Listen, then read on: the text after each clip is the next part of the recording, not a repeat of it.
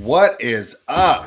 Welcome to the NBA Rundown, brought to you courtesy of Run Pure Sports and Run Pure Bets. I'm your host, Astaire, joined today by Tyler Hicks and Hoop. And Hoop, I must say you've had quite the season on this show so far. No pressure, but how's everything been with you in these DFS streets? Yeah, everything's been going well. I like coming on the show because we've produced a lot of winners on Wednesdays and hoping to extend that streak today. And the NBA, DFS grind, get a little break here this weekend. NBA All-Star break, so a few days off, but big contest around the industry for PGA. There's big, NASCAR stuff, MMA event, but no NBA for a few days. Refresh a little bit, then hit it next week pretty hard. Yeah, and Tyler, we were on the live show last night, right? And we were talking about a lot of these players look like they are they're already thinking about their vacation, right? And I can't blame them, man. It's been a grind. We've been going at this since October with essentially just like Thanksgiving and Christmas Eve off. So I don't begrudge them too much, but it's been a tough week. With some of these players planning on going to Cancun and everything. So I think we're going to approach today a little more lightly. Would you agree with that? Yeah, I agree with that 100%. I mean, what do you figure? Like 50 guys are going to the All-Star break. Like the other guys are all going home for a week, basically. Some of them guys are just looking forward to the time off. Some of the guys are banged up. They want to get healthy. So definitely going to take it light today. But I think we can find some spots where we can cash some tickets. Yeah, we definitely are. I think we're going to find some good spots here too. But, just a little bit of fair warning. There are a lot of tough games on tonight's card. And I'll be honest, Tyler, I just feel like throwing the model out the window from all the crazy results that we've seen.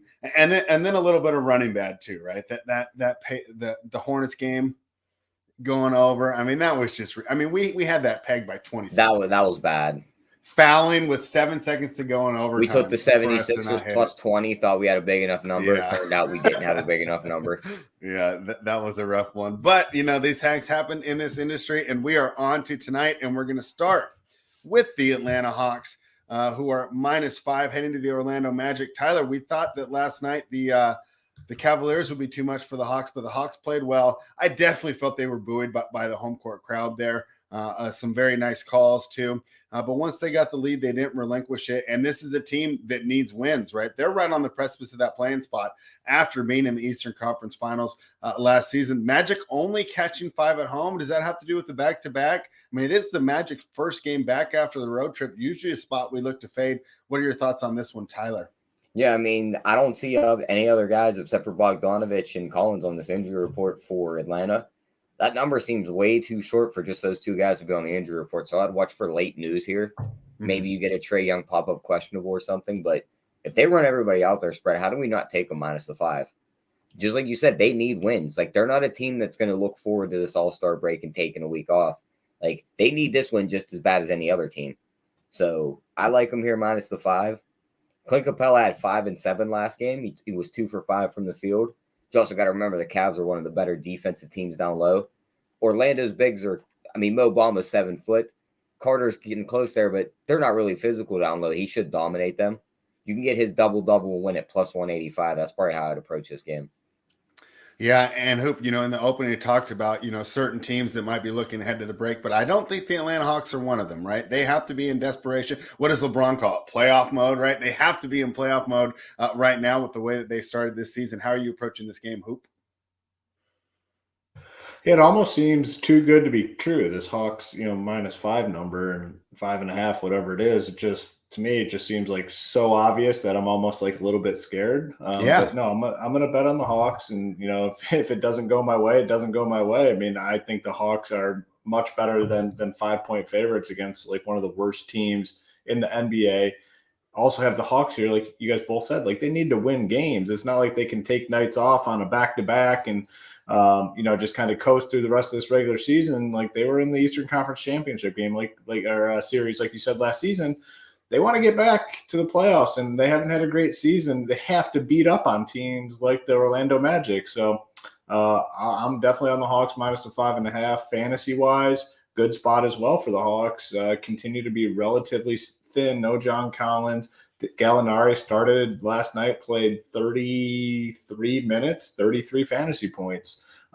He can get there in a variety of ways. I mean, the 3-point bonus on DK is obviously good for him. So I like him. Trae Young coming off the monster game. You have to really like him. Clint Capella got the minutes that we wanted last night, 30 minutes. But like Tyler said, like the matchup against the Cavs, not good for opposing bigs. Tonight's matchup, much better against Orlando Magic. I'll be going right back to him. I mean, two of the better plays on this entire slate, Trae Young and Clint Capella right out of the gate for us.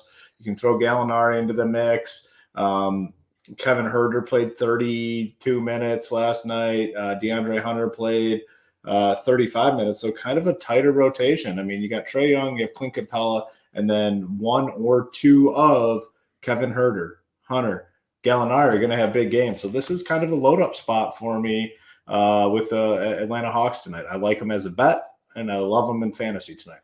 Yeah, and who talk about tightening that rotation. Having eyes on that game last night, I'm not surprised that Nate McMillan is choosing to do that.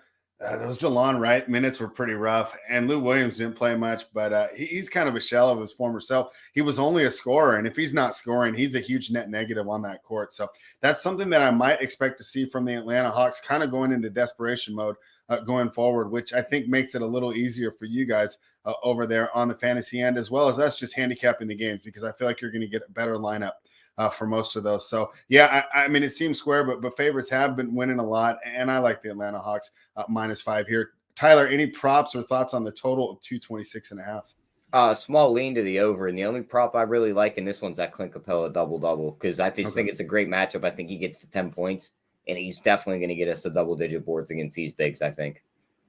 Excellent. Yeah, I think I like that too. And Kongwu, right? We talked about how great he was looking. He looked a little lost out there last night as well, which is why, I think on the three bigs, Gallinari, Capella, and Kongwu, I think McMillan's kind of playing that by feel. I think that's going to be tough. But, if he has another night like that, McMillan's shown he's not afraid to go with the veterans.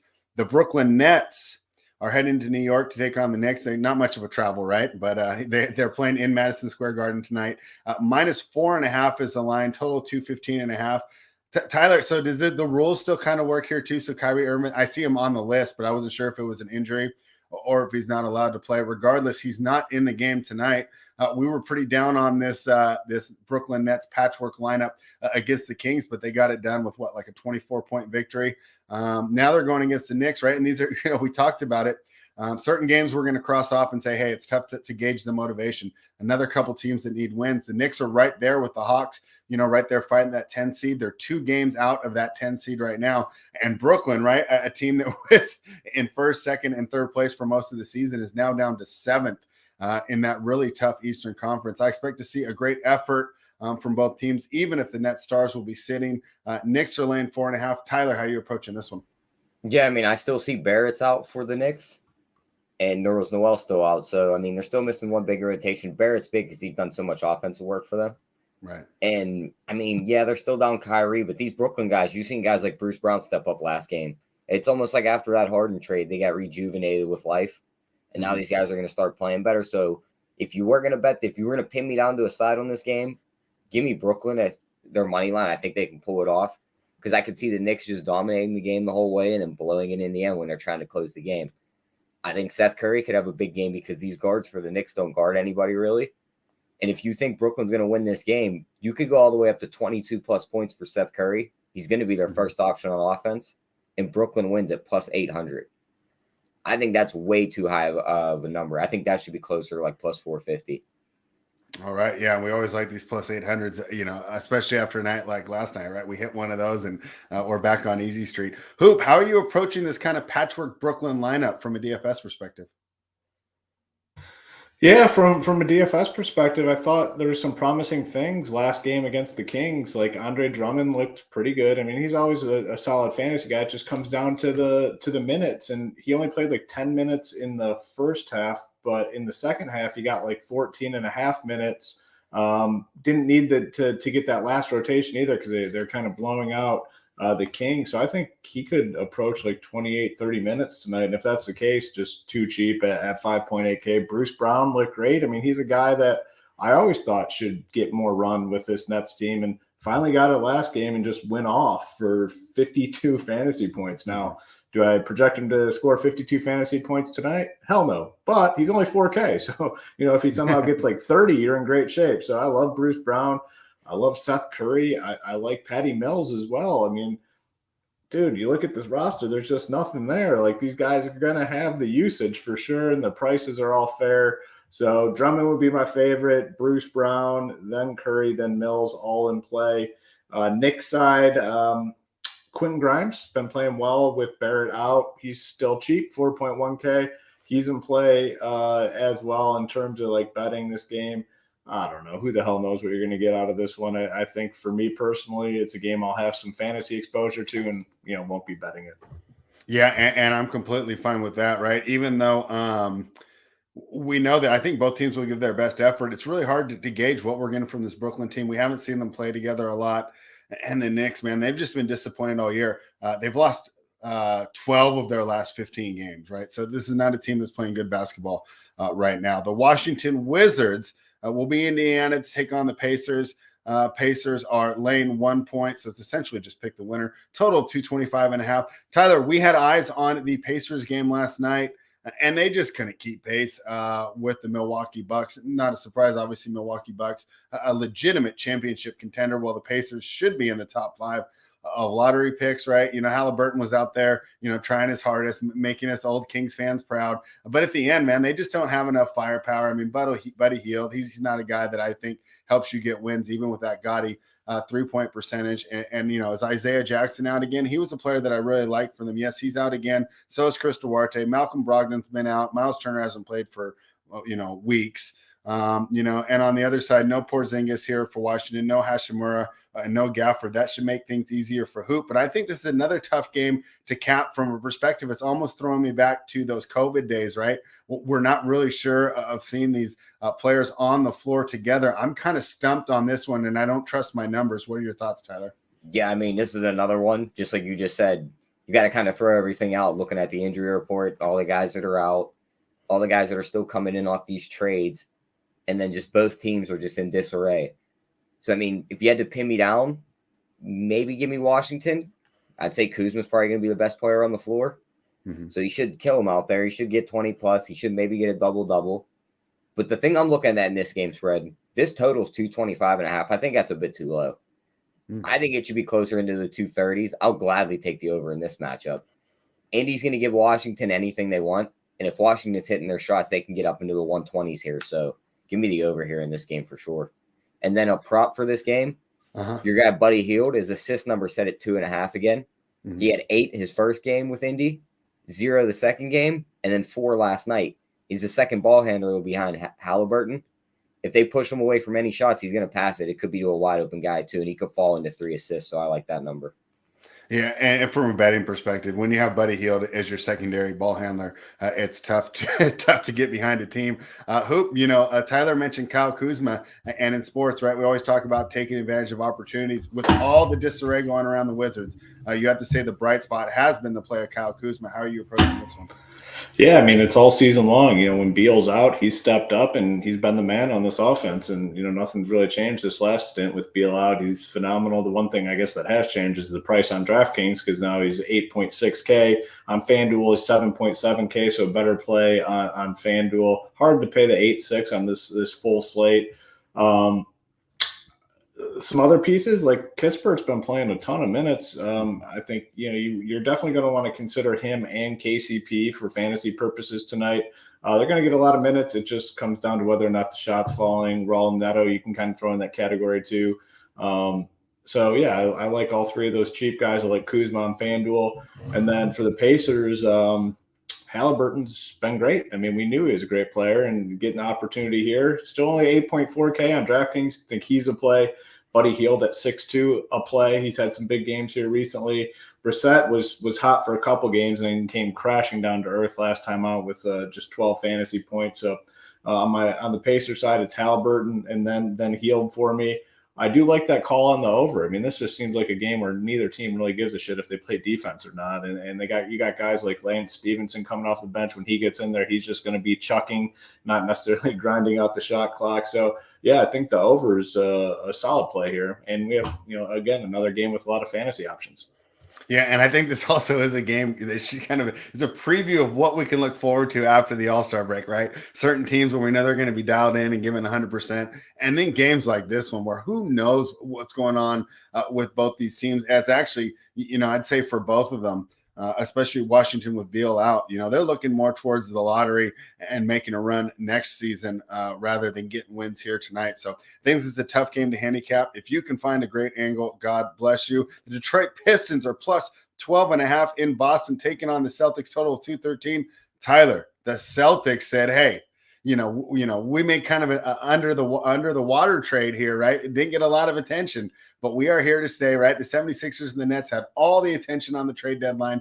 Of course, we've talked about the Bucks and the Heat. Haven't talked about the Celtics that much, but they had to make us have notice last night, right? I mean, what a dominating performance. We thought that they just started hot, and Philadelphia will crawl back in. They shut down your MVP. And there's nothing but superlatives you can say about that performance. Do you think they follow it up here tonight, blowing out the Detroit Pistons? I mean, it's going to be hard to top shooting 56% from the field and 56% from three. So, I mean, they could win this game. I'm not laying 12 with them. I see Smart and Robert Williams are both doubtful. Mm-hmm. I'm probably just going to cross this game off completely. I don't trust Detroit. 12's a lot. Boston should win this game, but I just don't see a play on this game, so I'm not touching this one. And I think there's nothing wrong with that here on this tough schedule tonight. They priced you out of the performance doubles too. Like, it's even if you wanted to do, say, like a Jaylen Brown 30+ points and win, you're only getting plus 190 on it. Yeah, there's no because they can win by 15 and he can only have like 17 points. This is a pretty deep, diverse team right now. So you got to give credit to Brad Stevens now, who's the GM and no longer Danny Ainge. I'll tell you what, Hoop, it's been a roller coaster as Sacramento Kings fans. How are Detroit feeling about the Pistons out there? And what are you guys looking forward to? I mean, are these guys ready to just pack it in and looking at next year's draft, or do you think we'll get some competition out of the squad tonight? Yeah, I mean, it's got to just be like a pack it in thing. I mean, obviously I hate to say it, but maybe more hope with my Pistons team than your Kings team, but just by a little bit because it's. I mean, Cade's obviously been great, but I mean, a team that's not interested in winning many basketball games down the stretch here, that's for sure. This game to me is just like I'm gonna pretend like it doesn't exist. Like I'll just move on. There's no point. Like at 13-point spread. I mean, Boston could just win this game in a variety of ways. It's a back-to-back coming off a big win. I have no interest in this one whatsoever. Yeah, and normally we might say letdown spot here for the Celtics, but this team isn't letting down, and I think they do have something to prove because, like I said, we were talking all last week.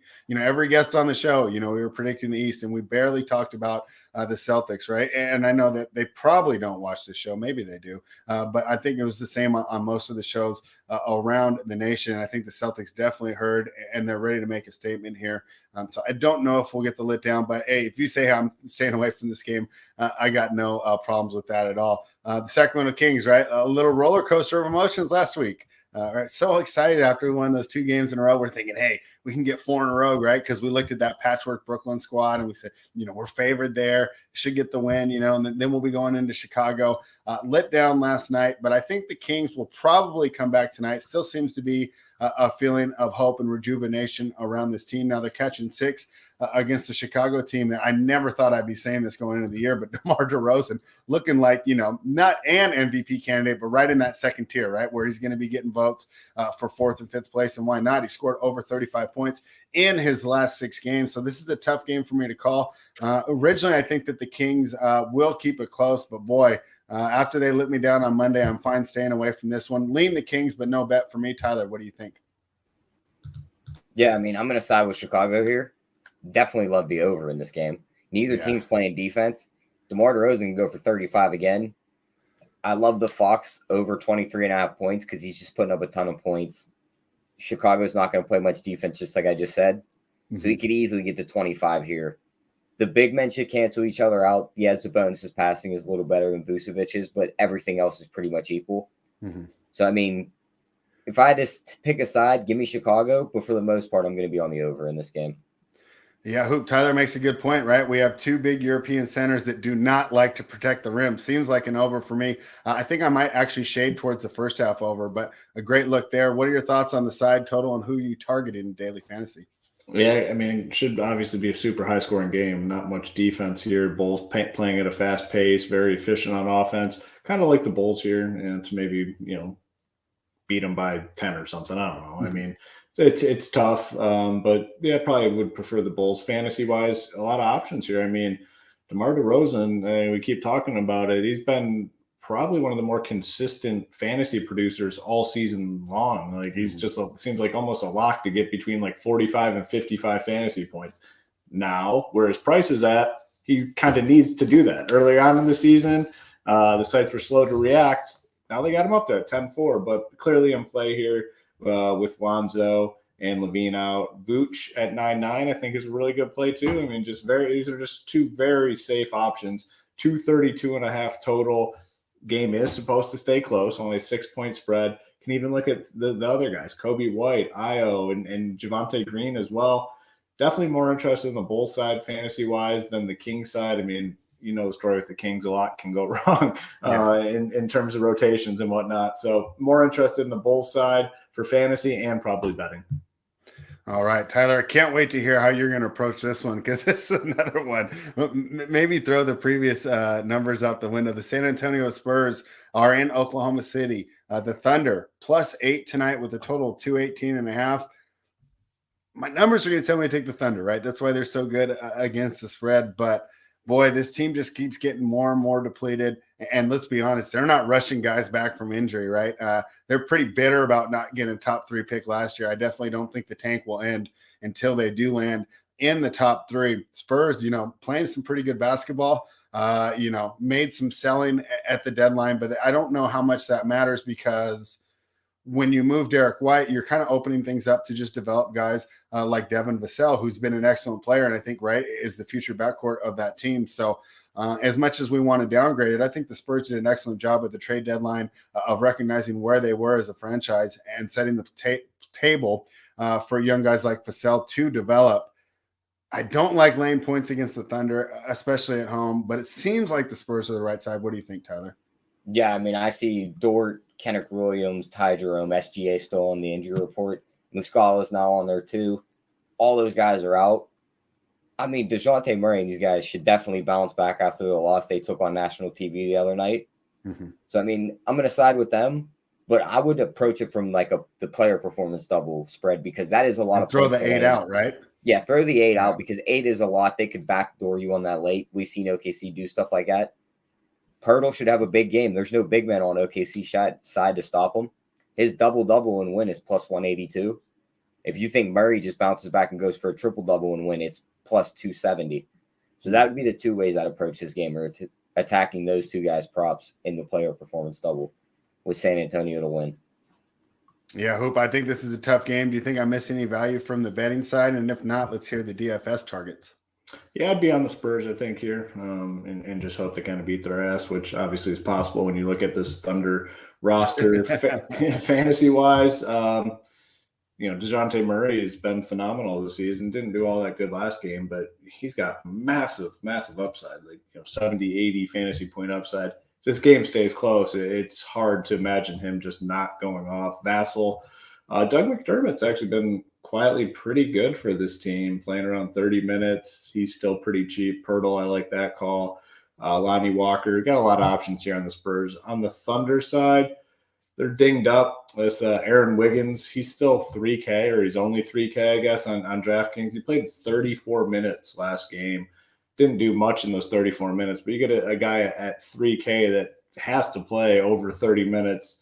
He's one of the better he's probably the best full punt on this slate. And the nice thing is you can play him at shooting guard and small forward. So guard, forward, in the utility. So a lot of different spots you can play him at. Makes it really easy to build teams around him. So yeah, give me some Wiggins and maybe a little Isaiah Roby, 3.4K. Again, he's going to have to play a decent chunk of minutes. Just want to pull up. Yeah, I got mid-20s last game, so that's good enough for a guy like him. So those are kind of the fantasy targets here. And I know you're not on the Hardwood show today, but I'm sure if you were, people would be asking about Josh Giddey, 2 triple doubles in a row. How would you be advising people to approach Giddey tonight?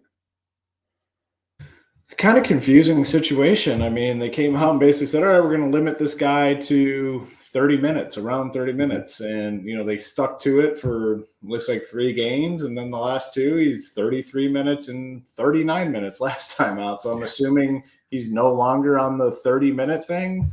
The price is tough, though, 8.3K. Probably priced out for me. It's just a confusing situation at this point. Yeah, maybe the only thing is they're thinking he is going to get the week off.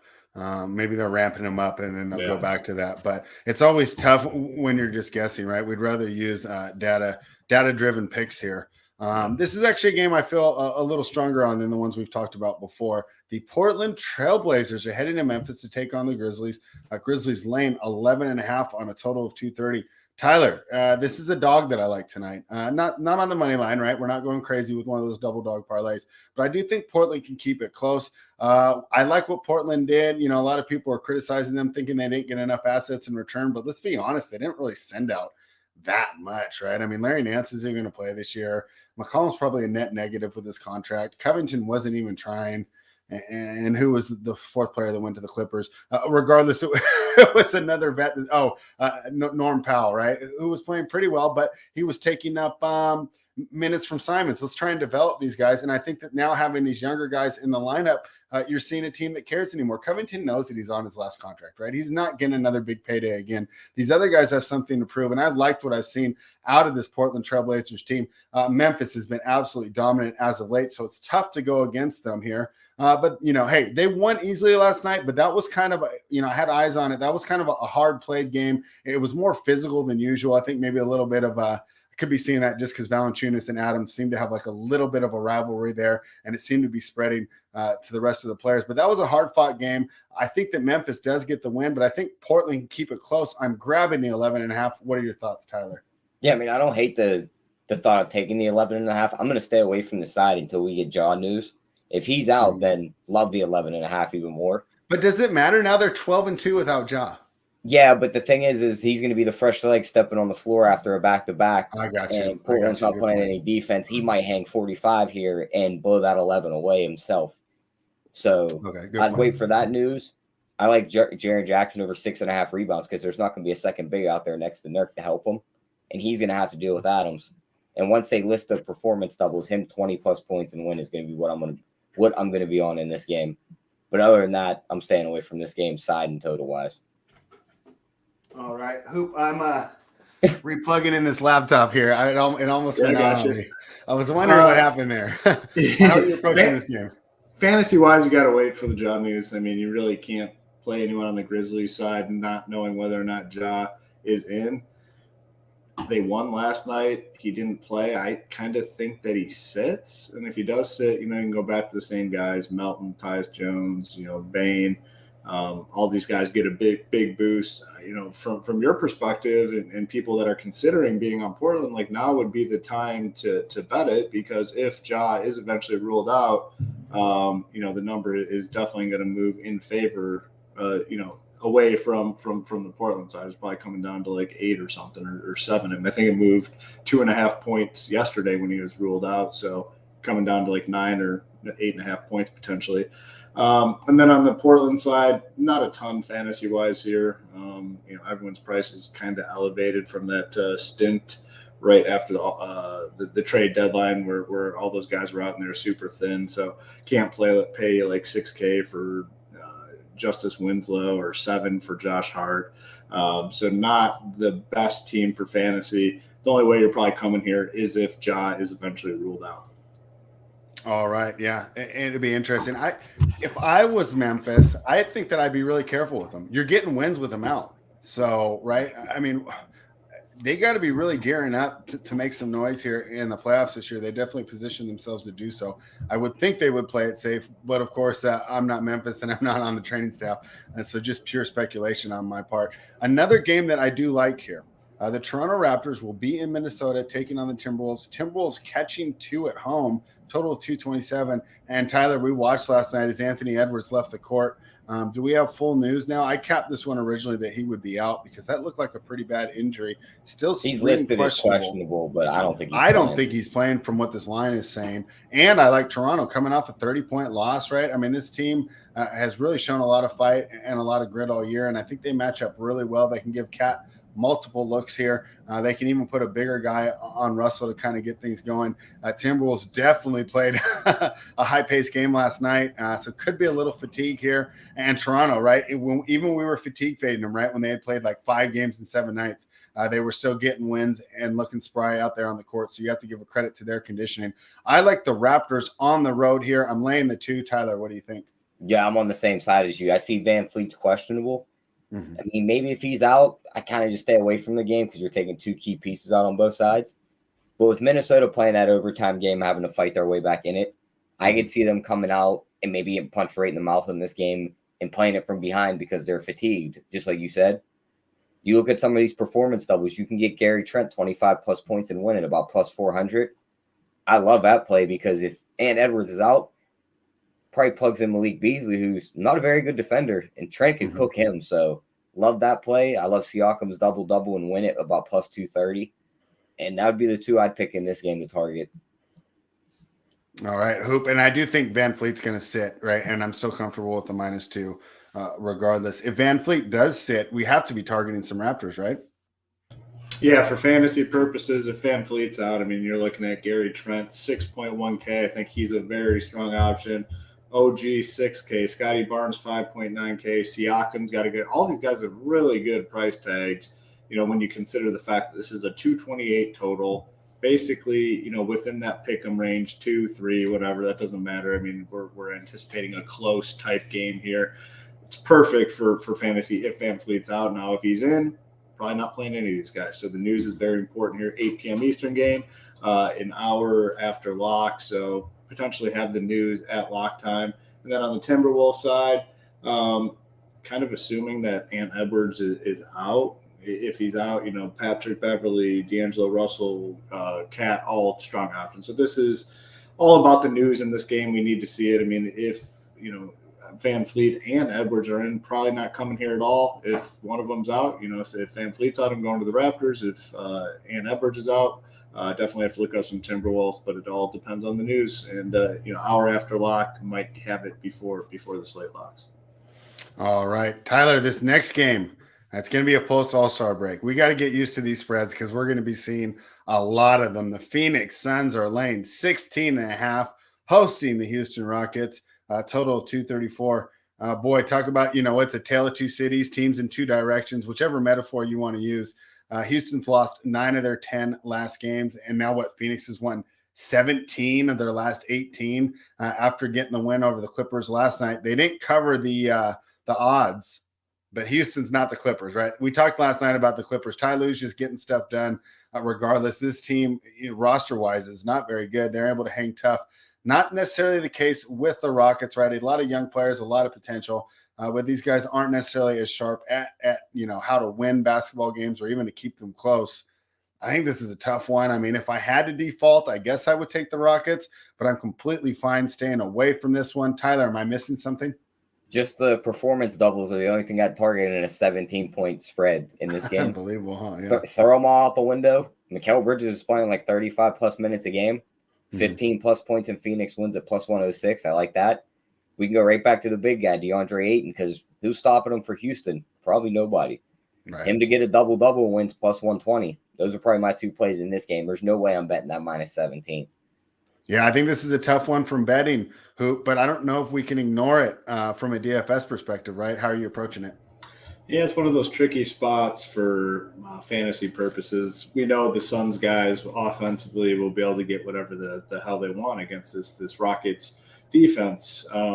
Just such a likely blowout spot here at home. Suns obviously one of the better teams in the NBA, and it just seems like they beat up on these crappy teams and just make quick work of them. So it's a spot where you don't want to go overboard. I don't think you want multiple Suns in your lineups, but like playing a lineup with Devin Booker's fine. Playing a lineup with Chris Paul's fine. Definitely not playing any Rockets guys. It's just these big spreads are just so tough, especially nowadays where we're seeing the favorites just kind of roll in these games over the last few weeks. So it's a great spot for the Suns if you think the Rockets can keep it close. It's kind of tricky. I'm not going to be going overboard here. Some pieces of Paul and Booker, and that's probably it. All right. Yeah. Okay. Maybe I was wrong. Maybe just as a way to get different then. But with an 11-game slate tonight, I think it's 11, right? I don't know if you have to worry about that as much. So maybe you are okay crossing it off. Let's talking about the Denver Nuggets heading to Golden State to take on the Warriors. Warriors, a team struggling as of late. They've lost 3 of their last 4 games. Tyler, at the beginning, right, when Draymond went down, we were fading them without Green. Then they kind of figured it out without him, right? And much to the benefit of Jonathan Kuminga. We talk about taking advantage of opportunities. He's shown why they were so smart not to trade him, man. This guy's going to be so good in the next 3 to 4 years. But they've been having problems. They've been out-rebounded by an average of 8 rebounds per game the last 4 games, right, during this little losing streak. So does that bode well for Jokic tonight, right? Can he get it done against the Warriors? What are your thoughts, Tyler? I love the way you refer to the whole team as one guy, because that's all they are. It's just one guy. They are, yeah. Yeah, so, I mean, give me the Warriors here. He might do everything he can, but Denver still can't cover wing spread. They're also going to have Monty Morris in. Like, their point guards aren't covering Steph. Like, this is a game where he could just eat them up. Now you're moving Barton down to try and stop Steph. Now Clay's open against these short guys. So give me the Warriors here. I like Clay 22-plus points and Golden State wins at plus 270, and Steph to get a double-double and Golden State wins at plus 300. All right. How are you approaching this one, Hoop? The Nuggets are a tough team. It's usually Jokic or bust, especially on like these full slates. Like you can't really play any of the secondary pieces for the Nuggets. So Jokic, top raw points guy in the slate. Can we make it work? Well, it kind of probably depends on the injury news. Like, is John Morant in or out? Like, if Morant's out, we have all these value guys, and it's easy to spend up on a guy like Jokic. Yeah, cool. Let's go for it. Not a guy that I'm forcing into my lineup so tonight. Mm-hmm. But if the news changes and we have a ton of value, I'll definitely be upping my exposure. On the Warriors side, Klay Thompson, I kind of keep my player pool every night. Like, he's still in mid 6K. He's going to be chucking out there. He did have a down game last time out against the Clippers. I think he bounces back, and I kind of think he's a little bit underpriced. Steph, not super excited for Steph tonight, 10.3K. It's decent. Like, if I landed on him, I'd be fine with it. Not going to be a priority. So not my favorite game on the slate. Yeah, and Steph, interesting situation. I can't remember the exact game, but it was a national TV game, and he hurt his hand. And I swear he hasn't been shooting the same since. Now, obviously, he's playing through it, but hasn't been the same player. So spending up for him is going to be tough tonight. I think this should be a fun game to watch overall. Tyler, maybe an ARB spot tonight, or do you think the Warriors can run away with it? No, it's definitely an ARB spot. And I could see Denver getting a lead, and then maybe Golden State fights back, or it's the other way around. Golden State goes into a lull and Denver fights back. So definitely an ARB spot. I mean, you can just start the game, right, with a plus 173 on the Denver side, and all you need for them to do is have a lead from the second quarter on. So maybe that's the way I would approach it, and I definitely do like your player performance doubles. Let's go into the last game of the night. The Utah Jazz are in Los Angeles taking on the Lakers. Lakers catching 4.5 at home tonight. Boy, how the mighty have fallen. A total of 226.5. Kind of an interesting spot here with the Jazz. The Jazz have won 6 games in a row, but they've all been at home. Before that, they had lost 5 road games in a row, right? So they're 0-5 in their last 5 on the road, but they definitely, got things together here. Donovan Mitchell back from concussion protocol. He's definitely looking good again. And then Rudy Gobert jumped back in the lineup in their last win. So they're getting back to full strength. Interesting addition into Kill Alexander Walker. I'll definitely want to hear from Hoop on what he expects to see from him in that lineup. But I kind of like the Jazz here on the road, right? We talked about teams that are looking ahead to the break. The Jazz don't have a lot of all-stars, and they do have a lot to prove. They're constantly overlooked. And, of course, we do it on the show, too, because they've never proven anything in the playoffs, so we always give them credit for being a good regular season team. But we never really put them in our list of contenders. So I think this is a team that we can count on. On the Lakers side, though, I do think that it's kind of up in the air on how this team is. It's really hard to tell, right? They didn't make a trade deadline move. Is that because they're actually, saying, hey, this isn't our season? Or is it just because, what do they have for assets? THT and a second-round pick? No one really wanted that too much. Hard to tell the vibe around this team. LeBron's on Twitter touting his 2020 championship, still trying to get a parade.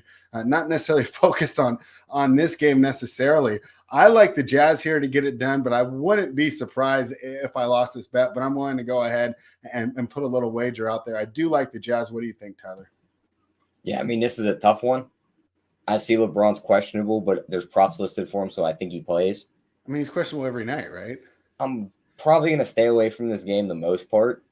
But if you were going to give me one of those hypothetical $100 free bet spread, give me the Lakers money line in this matchup. Okay. I mean, the way if LeBron does play, he should have his way with these wings. There's nobody out there that can guard him. Same thing with AD. And then Gobert's just kind of hanging out under the rim. They're going to put another big on the floor, which has been a negative for LA. But in this matchup, it holds Gobert under the hoop and lets AD just cook some little 6'9" guy. He could have a big game. His 25 plus points and win his plus 470. So if you like the Lakers, I think that's a great way to approach it. But for the most part, I'm going to stay away from the side. I think the total's a bit low. I like the over there. I think you can get up into the 230s here. Well, if there's someone in need of a big game, it's Anthony Davis, who has been notably passive in the last couple of games during this losing streak for the Lakers. They definitely need him to get back on track. People are definitely dunking on him on Twitter, talking about, hey, you guys were saying this guy's better than Tim Duncan. And so, I was pretty happy about that because I was offended myself when they tried to say that Anthony Davis was better than Tim Duncan in 2020. So, but let's see if he turns it around, right? We're all prisoners of the moment. He drops 35 plus 5 games in a row, and we'll be back to where we were. But I still like the Jazz here tonight. Hoop, what are you thinking? Yeah, I'm definitely on the Jazz here. I mean, I'm obviously a Lakers hater, and they just haven't been playing good. I like the Jazz. They're starting to get healthy, basically at full strength here. So, yeah, give me the Jazz. Fantasy-wise, though, again, with the Utah Jazz, it's very tough when they're at or near full strength, and that's kind of where they're at tonight. No true price breaks for them. And then on the Lakers, when Anthony Davis, LeBron, and Westbrook are all in the lineup, just not the best situation. So fine fading this game fantasy-wise. Betting-wise, though, I like the Jazz. So Nickeil Alexander-Walker I thought was an interesting pickup for the Jazz because to me he was kind of a developmental player.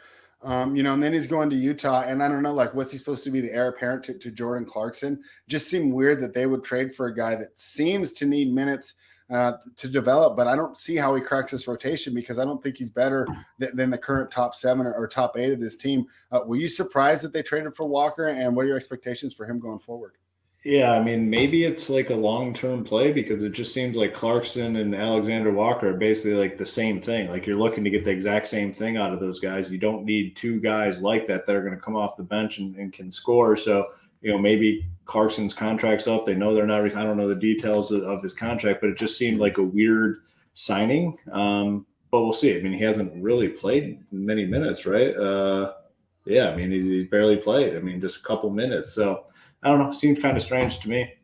Yeah, I thought that was weird, right? Because they're definitely not a team that's in the market for development right now. So kind of rough for Walker, right? Because I think he needs some minutes out there, and he's been definitely a boomer bust fantasy guy. But now he's, we just cross him off the list because he's not even cracking the rotation. Maybe you're right there. I didn't think about that with Clarkson. I don't know their approach to the tax, but I know they will be over next year. So maybe Clarkson is on the move. So that's it, man. Pretty effective, pretty efficient, getting through a large slate tonight.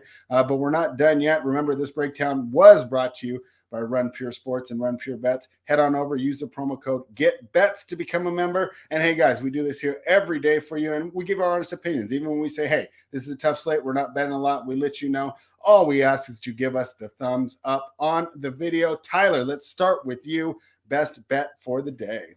My best bet's going to be that over 225.5 in the Washington-Indiana game. I just don't see much defense in that game. We seen that matchup last year, get up into the 250s. I know Russ isn't on Washington anymore and Beal's out, but still no defense is being played in this matchup. Give me the over there. Yeah, and even with those players gone, these teams do prefer a higher pace of basketball. Hoop, what's your best bet for today? Going back to the first game that we talked about, give me the Hawks. I mean, they need to win. They're playing one of the worst teams in the NBA. Yes, it's a back-to-back, but the number seems light. If it bites me, it bites me. I'm going to bet on the Hawks here in the spot to beat the hell out of the Magic. All right. And I like that pick for two reasons. Number one, I do agree with you, and I'm going to be betting Atlanta myself. But you also left me the Raptors for my best bet. And this is a team that's been very good to us on this show. Of course, they let us down on what was that Monday night when they lost by 30 points. But I love this get back spot. Like I said, I don't think this is a team that's too looking forward to the break. We seem to get good effort every night. And we also know that Nick Nurse is going to give us plenty of minutes from the starters. I like them going against that tired Minnesota team that needed overtime to beat a Hornets team. Hey, let's be honest, the Hornets should have won that game if they were more posed, if they're better coached, right? I don't know about if you can blame the coaching, but just some leaders on the floor that knew how to win. They had that game in hand. They played way too fast at the end of the game. They played right in the Timberwolves' hand and essentially just gifted them the victory. The Toronto Raptors will not do that. Even with Fred VanVleet out, I like this game. I like the Toronto Raptors -2. So those are our best bets for the day. Hoop, hey, we get a little break from the NBA, and I'll tell you what, I'm kind of like some of these players, right? I've been worn down too, so I'm looking forward to the break. But that does not mean that the content is stopping. Do you want to let everyone know what we have on Run Pure Sports going for All-Star Weekend? Yeah, no NBA for the next few days, but like I said, big PGA event starting tomorrow. The Genesis, I think the top 10 players in the world are there, so we'll have showdown content for all that. Got a UFC card on Saturday. We have the Daytona 500 on Sunday, which has a Millie Maker, $1 million top prize. Our team will be covering that. I'm sure Keg will be going live, breaking down that race and finding some live bet angles. So tons of stuff still going on this weekend, despite the NBA shutting down for a few days. Yeah, that's right, Tyler. And I'm double checking, right? But we do have a schedule tomorrow, right? Sorry, I'm on the hamster wheel. So tomorrow will be our last show for a little bit. Yeah. Yeah, 4 games tomorrow. So we'll have a show tomorrow, and then Friday 0, Saturday, Sunday, Monday 0. See the next game we got. So it's from Thursday to Thursday. I know that they come back on the 24th. Yeah, Thursday, 7 games. Tomorrow will be our last rundown for about a week.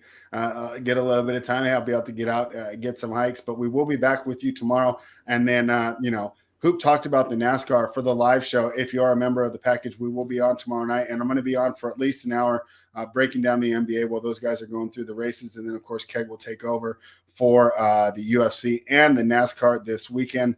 So, hey, even though the NBA is on break, the content at Run Pure Sports and Run Pure Bets does not stop. Tyler, any words of wisdom before we sign off? Yeah, I mean, it's our last day of NBA with a big slate. I know we have 5 games tomorrow, but we got a lot more choices tonight. We might as well throw one of the parlays together and see what happens. Oh, all right. You did it for the people, Tyler. I was going to maybe keep it in the Discord, but Hoop likes the Hawks. We like Clint Capella in that game. His double-double in Atlanta win will be the first leg. Okay. We think San Antonio kind of beats up on OKC and wins that game. Hurdle should have a big game too. His double-double win will be the second leg. You like Toronto. Mm-hmm. I like Pascal Siakam in that matchup. 25-plus points and Toronto wins will be the last leg. That gets you 26-1. Yeah, I like it. I think Siakam's been averaging like 25 and 7 over the last 10 games. I'm going off the top of my head, so don't quote me on that, but I know that he's been playing very well as of late. So that is it for us, guys. We'll be back tomorrow, right, to lead you into All-Star Weekend. But thank you, everybody, for joining us. Like I said, just please give us a thumbs up on the video. We will be back tomorrow with JSU, and you know what that means, right? We might be delving in some other topics besides breaking down the game, so always look forward to that. Thank you, everybody, for joining us.